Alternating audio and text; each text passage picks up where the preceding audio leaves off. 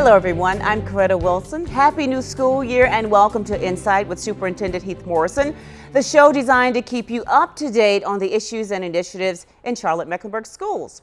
It has officially begun, the 2013-14 school year, and we hope you're joining our community in celebration and support of all the students seeking an education throughout our public schools, as well as all the teachers and staff responsible for providing that education, starting with the CMS Superintendent of Schools, Dr. Heath Morrison.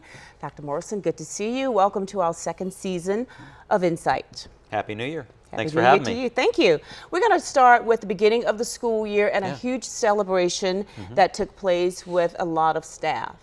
Tell me about that. Certainly you had to keep their morale up nice and high, and I've seen you do that. You do a pretty good job with it. Thank you. Appreciate it. Well, you know, this really kind of came out of the beginning of last year and talking to our staff members, teachers, support staff around ways that we can really bring our school district together, unify around what we're trying to do for students. And so the idea of a convocation or pep rally really started to come about, and we started to think, could we do it? Should we do it?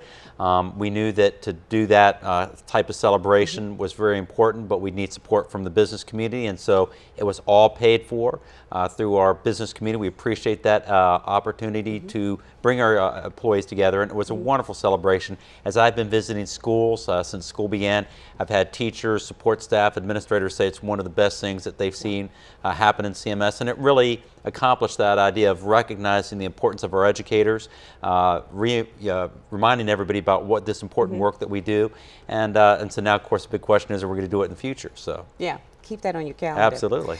All right, let's talk about some of the issues that we're facing. Population increase. We have a few more students, a couple of thousand, I think, more enrolled in Charlotte-Mecklenburg schools. How is that number going to affect CMS? Well, we're excited about welcoming additional students. We continue to be a growing school district. We grew over 3,000 additional students last year. We're expecting 1,600 plus students this year, and so far we're making our expectation for growth. And so as we welcome in additional students, that's a wonderful opportunity to grow the CMS family. But obviously that means we have to be ready, have teachers hired, schools ready for those additional students. And so that's something that we continuously remind our local and our state political leaders, is that we are a growing school district. And with that growth comes a little bit more funding. Talk about the money that we got from the state. Was it what we wanted? Hearing that it was more, but without some of the flexibility that we were hoping for. Well, I think, certainly if you look at the number this year compared to last year, the number that came from the state is additional dollars. What I constantly want to remind folks is that you have to look at how the dollars are allocated and what they're allocated for. So just something that I think really resonates when people, when I'm going to ask that question. Over the last 5 years, we have grown close to 10,000 additional students. In the last 5 years, our entire budget, federal, state, and local, has grown a little over $40 million to accommodate those 10,000 additional students. But just the cost of health care and insurance mandated by the state has grown over $60 million. So the $40 million for the 10,000 additional students hasn't even kept up with the $60 million for insurance and health benefits for roughly the same amount of employees. And so that's why we've continued to have to see cuts. We've had to be really budget mindful in terms of how we're allocating our dollars. So, it's easy to show this dollar amount from one year to the other year, but then you got to really dig deep to see how those dollars are allocated. And when we talk about allocating dollars, at one point we were talking about CMS teacher assistants losing jobs. Were we able to retain them? Did we find money from somewhere for them to keep their jobs this time around? Well, and that's where, where I've heard some folks at the state level say, well, if school districts got additional dollars, there's more funding for K-12. There was a $120 million cut to teacher assistants, and so CMS saw $12.3 million of that. And so we had to reduce the number of teacher assistants and reduce their hours and days. And these folks do tremendous work in our schools, directly impacting our students. Once again, we didn't see a raise for our teachers and all educators, and so now we've seen teachers in North Carolina fall to somewhere between 46th to 48th in the entire country for teacher salaries. We saw additional cuts that we were not expecting in instructional materials and teachers. Now, we did see some increases in areas like CTE, career technology. We saw some increases in gifted, but those aren't necessarily where we would have asked for those increases, and we saw decreases in other areas. So again, there's a story behind the numbers, and you have to really get a chance to understand that story. So we get more money, but we lose out on some of the choices that we had hoped to make. Yeah, I think like any budget, you want as much flexibility as you can get, and so there are some areas where there were some additional dollars, so there are some areas where there were fewer dollars, and what we've always said is please give us as much flexibility as possible to do the things that we think are important in Charlotte-Mecklenburg schools. So you can meet the need that you're trying to meet. Absolutely. Every child, every day for a better tomorrow. PowerSchool. Yes. That is the word, or the words that are going around. Students as well as parents have received codes and login information so that they can have information about their students' attendance and test scores and such. What is PowerSchool? Right. And with anything that involves technology, sometimes it can be difficult. How are we doing with it so far? Yeah, so PowerSchool is a new student information system being implemented and initiated by the State Department of Public Instruction. So this isn't a CMS initiative, it's something that's happening in the over 110 school districts across the state. We voiced our concern about not PowerSchool itself, the student information system, but a very aggressive rollout. The State Department, for reasons that they felt strongly about, went ahead with that rollout, and so every school district had to go through that initiation for this school year. So it had to be done this time? It had to be done this year, and so PowerSchool replaces the old system, NCWISE. Just for historical knowledge, NCWISE took over 10 years to institute across the entire state, and we did PowerSchool across the entire state in less than 6 months. That's magical.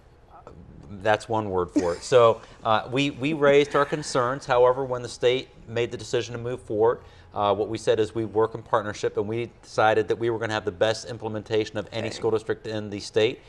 We have put a lot of resources, we put a lot of focus. I think if you ask the Department of Public Instruction, they have lifted up Charlotte-Mecklenburg schools as having one of the best implementations. So we feel good about how we've been able to roll it out. That doesn't mean there has not been hiccups and issues. And a lot of times there are things that we don't directly control. So as soon as a school makes us aware that schedules are running slow or something is happening, if we can fix it, we have fixed it within 24 hours. If it's something that's not within our purview to be able to fix, we've been notified the State Department of Public Instruction. They've been great partners, and they have worked with us to get it addressed as quickly as possible. I think once we get past the implementation phase and parents get a chance to access the parent information, teachers get to work with it. I was at a school today, and a teacher said, you know, there's some pretty cool stuff on this PowerSchool. So I think once people get used to it, it's going to be really good. But it's like any new student information system rollout, it's going to come with some bumps and bruises along the way, but we try to minimize that as we've initiated a new school year. You talked about challenges. Yeah. Let's talk about Raleigh and all of the new laws that have come about in the last several months. Let's talk about teacher pay, pay, I guess, for all of the CMS staff, state employees payments, master's pay, and let's talk about vouchers. There've been a lot of changes, and some people might say that the folks who are making the changes are not always properly informed when they make those changes. Well, I think, you know, the legislative session, in some ways it's a long session, but then there was a lot of changes, especially around education. Very quickly, it seemed like. Very quickly, and so what I value is the relationship that we have in Charlotte-Mecklenburg schools with our state lawmakers. During the session, before the session, even after the session, I've continued those conversations. And so in debriefing, I think there's some opportunities for us to hopefully correct some issues and challenges that occurred in Raleigh. I think in terms of concerns, we've already talked about the cuts to teacher assistants. I remain very concerned about the cut or the failure to address teacher salaries. To see where we have now ranked across the nation in terms of teacher salaries, we've had over the last decade the most precipitous drop in teacher salaries across the entire country. We're now 51st in terms of that drop over a decade period. How does that affect hiring? Well, you know, obviously it makes bringing talented people in the classroom harder and across, you know, all areas of our school district. And then losing our talented teachers to other areas where they say, look, we love CMS, we love teaching in North Carolina, we love our school, but we can go to another area, South Carolina, and get paid $10,000 more. So from a recruitment and retention standpoint, it really becomes challenging. And so we're continuing to lift that up as an issue. And then also master's degrees. Right.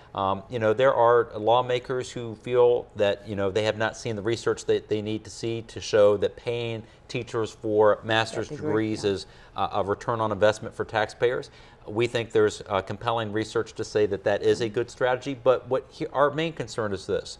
We have had teachers in North Carolina, we have teachers in our school district who in good faith started their master's program. Right. And so the law was passed that if you are not finished by the summer, you're no longer going to be compensated for that. We feel like that's a promise made that needs to be kept. And so I've reached out to our lawmakers. I've had very positive reception from many lawmakers. Our State Board of Education is looking into this, our governor.